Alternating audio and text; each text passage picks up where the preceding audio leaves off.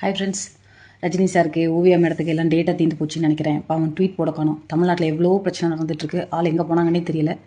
யாரும் தனி விமானத்துலேருந்து துபாயிலேருந்து ரிட்டர்ன் வர காணும். சென்னையிலேருந்து யாரும் கிளம்பி போக காணும்.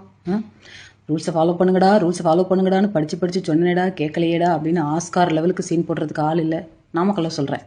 எக்ஸல்ங்கிற ஒரு தனியார் கல்லூரியில் 400 மாணவர்கள் சேம் டைமில் வாமிட்டிங், டயேரியா, குமட்டல் அப்படின்னு சொல்லிட்டு அட்மிஷன் ஆயிருக்காங்க. 180 பேருக்கு சிவியர் காம்ப்ளிகேஷன்ஸ் இருக்குது. 9 மாணவர்கள் இறந்து போயிருக்காங்க. சனிக்கிழமை நைட்லேருந்து இந்த பிரச்சனை நடந்துட்டுருக்கு.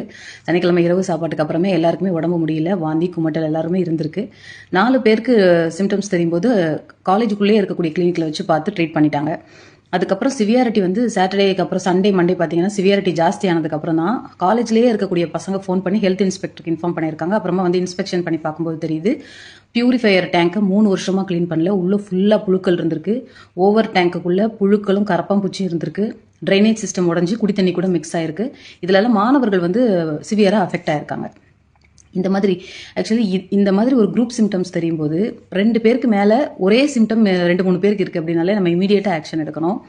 இதுக்கு ஒரு ப்ராப்பர் எக்ஸாம்பிள் சொல்லணும். முன்னாடி டெல்லியில் சேம் டைமில் ஒரு 20 கிலோமீட்டர் சரௌண்டிங்கில் டிஃப்ரெண்ட் பேர் இறந்து போயிட்டாங்க. ஆனால் எல்லாருமே வேறு வீட்டை சேர்ந்தவங்க, வேறு இடத்துல சாப்பிட்டவங்க தான். ஒரே டைமில் நிறைய பேர் இறந்து போயிட்டாங்க. அப்புறம் தான் இது ஹெல்த் இன்ஸ்பெக்டர் எடுத்துட்டு அத்தனை பேரும் காமனாக கரும்பு ஜூஸ் குடிச்சிருக்காங்கன்னு கண்டுபிடிச்சிட்டு எல்லாருமே காமனாக ஒரு இடத்துல ரயில்வே ஸ்டேஷனை விட்டு இறங்கி ஒரு இடத்துல ஜூஸ் குடிச்சிட்டு தான் போயிருக்காங்க.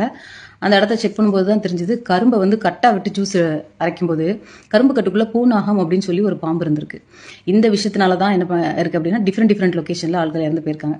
ஸோ குரூப் சிம்டம் அப்படிங்கிறத நம்ம அவாய்ட் பண்ணவே கூடாது. இது ஒரு பெரிய பிரச்சனைக்கான அறிகுறி. ஒரே சிம்டம் நிறைய பேருக்கு அட் அ டைமில் தெரியுதுன்னா இம்மீடியட்டாக ஆக்ஷன் எடுக்கணும். இதை யாராக இருந்தாலும் தெரிஞ்சுக்கோங்க. இந்த நாமக்கல் ஒரு பெரிய பாடம். கிட்டத்தட்ட 9 குழந்தைங்களை நம்ம இறந்துருக்க வேண்டாம், ஏர்லியாகவே ஆக்ஷன் எடுத்திருந்தோம்னா.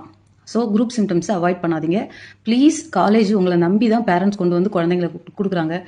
ஒட்டுமொத்த எங்களோட லைஃபோட ஆதாரம் சொத்தே குழந்தைங்க தான். உங்களை நம்பி கொண்டு கொடுக்குறோன்றப்போ உங்கள் வீட்டில் 3 மாதத்துக்கு ஒருக்க டேங்க் கழுவிங்களாங்க. 3 வருஷம் ஆகி கழுகலை அப்படின்னா எவ்வளோ பெரிய பிரச்சனை. ஸோ கொஞ்சம் குழந்தைங்களை டேக் கேர் பண்ணி பார்த்துக்கோங்க. டிவிக்கே இதுக்காக வாய்ஸ் ரைஸ் பண்ணுங்கள்.